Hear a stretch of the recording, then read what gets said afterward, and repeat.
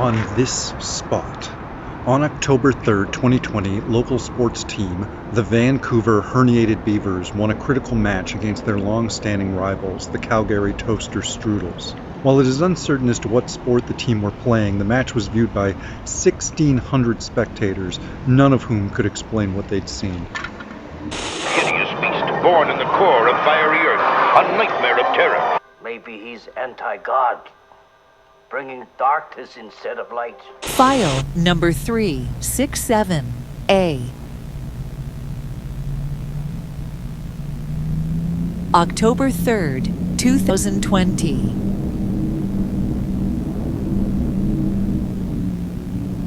The game.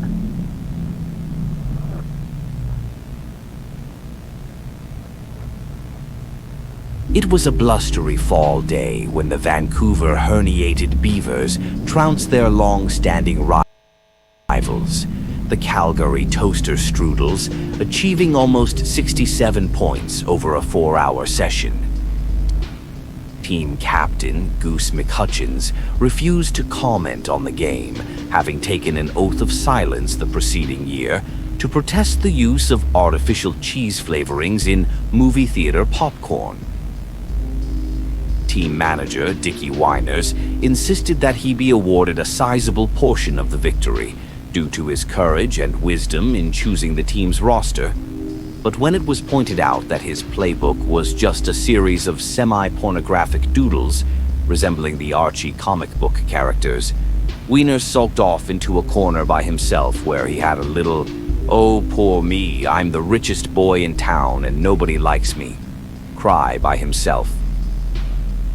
Surprising everyone was rookie goaltender Huffer Stuffingtons III, who abandoned his station mid-game to take up the hobby of birdwatching. It's said that on that day alone he saw a robin, several crows, a pigeon, a pair of seagulls, and one of those weird little brown and white birds, the kind that are super fast, and they're kind of hard to describe, but you totally know them when you see them.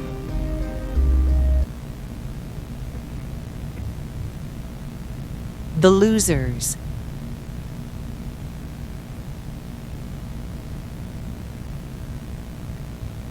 The Calgary Toaster Strudels, themselves named after the municipality of Toaster Strudels in southern Alberta, were forced to flee Vancouver in shame as young children pelted their bus with large, colorful chunks of candy, as was the style of the time.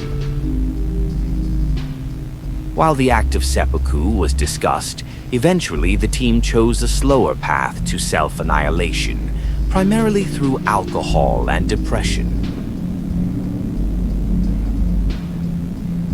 They all live alone now like drifters, with no real friends or family to keep them rooted to a space for very long. One manages a graveyard shift at a haunted Waffle House outside of Montreal.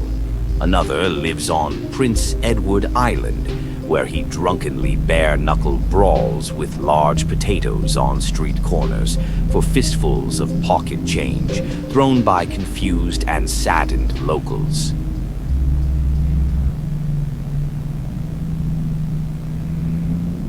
The speech.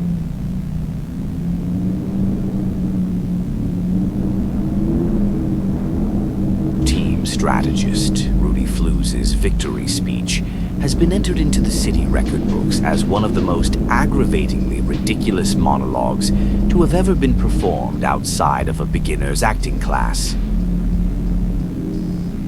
In it, he thanked his mother for gestating twins within her womb so he'd have somebody to talk to, play with, and eventually consume while still in utero.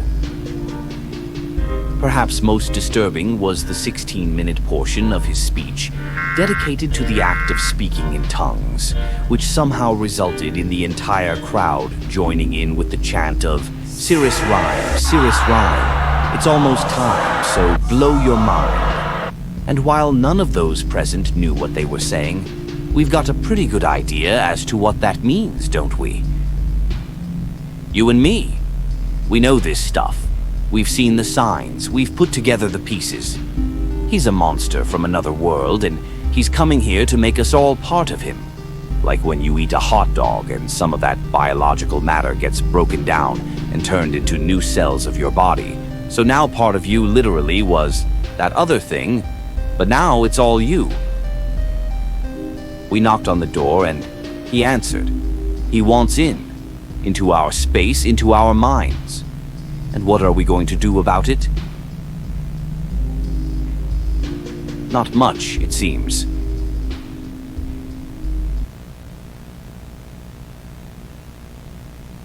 Spin-offs.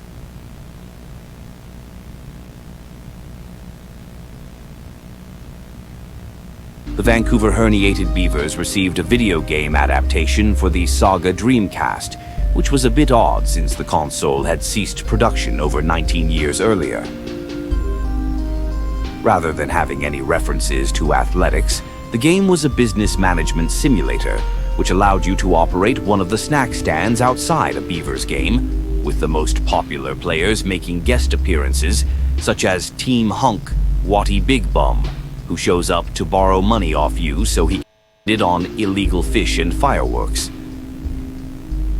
The game was criticized by many reviewers for its convoluted and confusing ending, in which it was implied that the herniated beavers were, and remain, prisoners locked in the secret caverns below City Hall.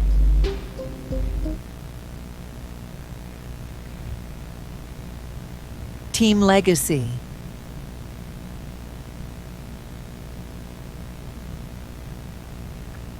The Vancouver Herniated Beavers remain the top team at whatever their sport was. And yet, who really remembers their victory? All that blood which was shed, all those tears which were cried, all those non-regulation energy drinks which were consumed both orally and anally. Was it all for nothing? Experts, such as sports historian Stufford Huffington III, say, yes, it was all for nothing, and a huge waste of time. But then, some might say the same of a lot of human activity.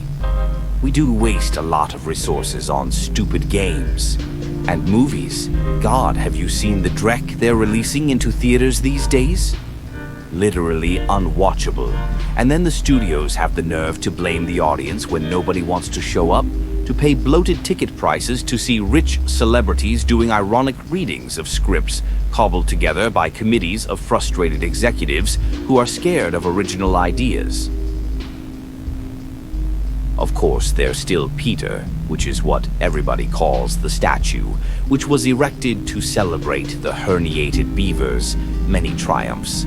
Peter is that spooky inverted pyramid that appears and disappears on the northern edge of Stanley Park, paid for by the Association for Public Oddities and Nuisances.